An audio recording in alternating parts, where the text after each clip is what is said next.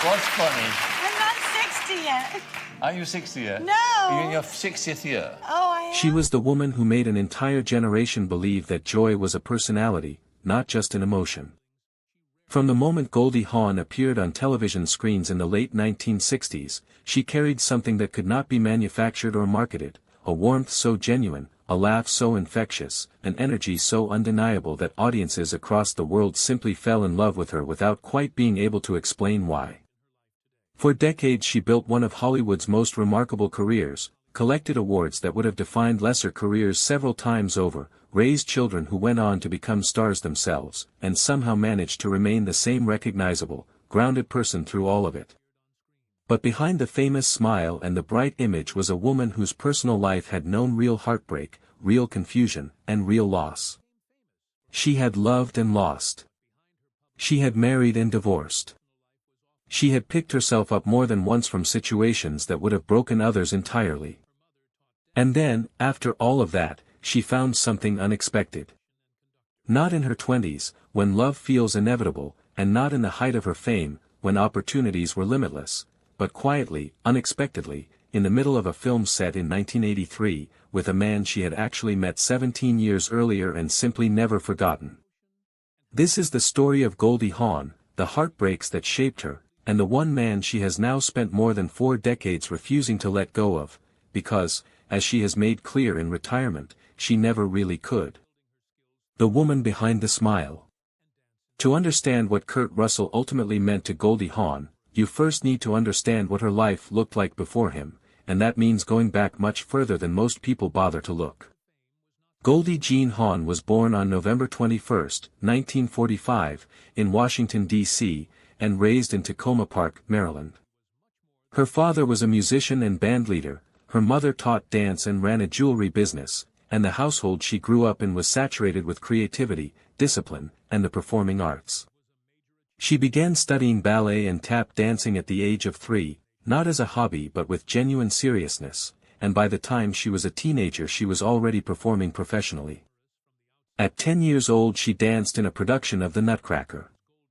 By 19 she had dropped out of American University, where she had been studying drama, to open and run her own ballet school. Before she ever appeared on a film set, Goldie Hawn had already accumulated more practical training in performance than most actresses acquire in an entire career. Her path into television came through Rowan and Martin's Laugh-In, the groundbreaking NBC sketch comedy series that premiered in 1968. Hawn became an overnight sensation, not through dramatic revelation but through something rarer and harder to fake, pure, unguarded personality. She was funny, warm, slightly scatterbrained in a way that somehow felt knowing rather than dim, and possessed of a comic timing that made every room she was in feel lighter. She earned 2 Emmy nominations during her time on the show. But it was what happened in parallel with her television success that permanently elevated her standing.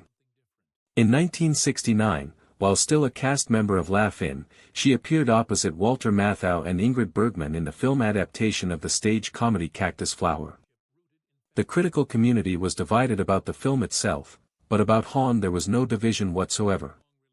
Her performance earned her both the Academy Award for Best Supporting Actress and the Golden Globe Award for Best Supporting Actress, an extraordinary achievement for someone who had not yet completed her first full year as a film actress.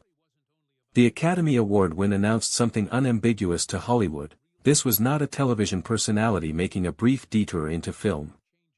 This was a serious talent with a long career ahead of her. The career nobody could deny. What followed the Cactus Flower Oscar was a run of sustained work that cemented Goldie Hawn's place among Hollywood's genuine elite. She appeared in There's a Girl in My Soup alongside Peter Sellers in 1970, worked with Warren Beatty in the caper film Dollars in 1971, and starred in the film adaptation of Butterflies Are Free in 1972. The celebrated director Steven Spielberg chose her for his theatrical debut, The Sugarland Express, in 1974, an early signal that her range extended well beyond the comic territory where most people were comfortable placing her. In 1975 she shared top billing with Beatty and Julie Christie in Shampoo, one of that decade's sharpest social satires.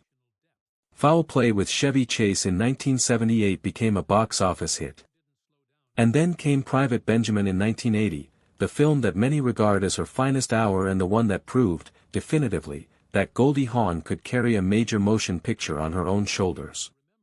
She produced the film herself, a decision that placed her in a tiny group of women in Hollywood history who held that kind of creative and financial power at that time. Her performance earned her an Academy Award nomination for Best Actress. Private Benjamin made over $69 million at the domestic box office against a budget of approximately $10 million. By the early 1980s, Goldie Hawn had become one of the most powerful and commercially reliable figures in the entire industry, occupying, as one contemporary account noted, a level of clout just below that of the very biggest directors in the business. The heartbreaks that came first. But none of this professional glory translated cleanly into personal happiness. Hawn's first marriage was to dancer and actor Gus Triconis in 1969, the same year her career exploded. That relationship struggled under the pressures of her rapidly expanding fame, and the couple separated in 1973 and divorced not long after. In 1976 she married musician and actor Bill Hudson, and together they had two children who would themselves become famous, Oliver Hudson and Kate Hudson, both of whom went on to build careers in the entertainment industry. That marriage also failed, ending in divorce in 1980, the same year Private Benjamin was released, which meant Goldie Hawn was navigating one of the greatest professional triumphs of her life while simultaneously managing the collapse of her second marriage and its impact on two young children. The emotional weight of that period was significant, and she has spoken about it in various interviews over the years with the honesty that her public image of cheerfulness made all the more striking. She was not, beneath the brightness, untouched by pain. She was someone who had chosen to keep moving despite it. The man she met twice. Here is where the story takes a turn that feels almost too perfectly shaped to be real, except that it is entirely documented and verified. In 1966, the same year Goldie Hawn was still teaching ballet and working as a professional dancer, she appeared in a Disney musical western called The One and Only, Genuine, Original Family Band.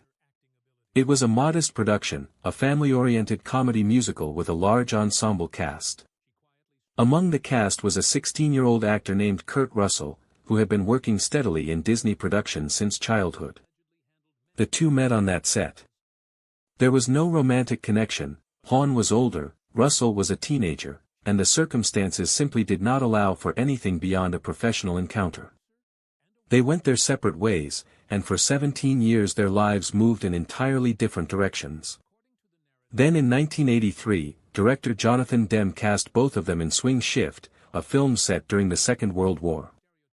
Russell and Hawn were thrown back together on set, and this time the circumstances were completely different. Both of them were adults. Both of them had been through marriages that had not worked. Both of them had children. And both of them, it turned out, had precisely the kind of chemistry that cannot be manufactured or rehearsed. As Kurt Russell himself told the Wall Street Journal in 2026, when they reunited on that film they simply agreed, in his words, to have fun until we don't.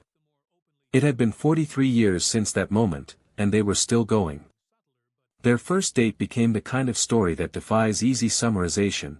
It involved dancing, laughter, a house Hawn had just moved into but did not yet have keys for, a break-in, and the police arriving, all on the same evening.